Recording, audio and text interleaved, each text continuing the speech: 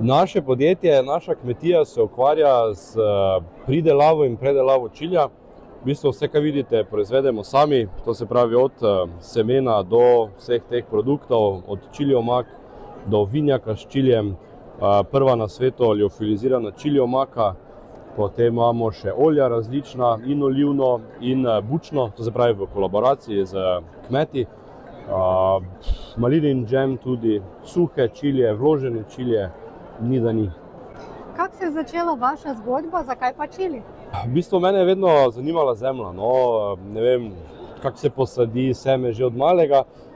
To smo z omo, ko sem bil mali otrok, smo eksperimentirala, sadila koruzo in tako naprej. In v bistvu ta ljubezen očitno je zdaj prišla do te mere, no, pred 10 leti. Smo eno kmetijo odkupili, manjšo, in smo začeli s to zgodbo, ki zdaj bo drugo leto, to se pravi 2026, bo 10 let stara, no, ali pa mlada. Tako da, ja, fajn je, no.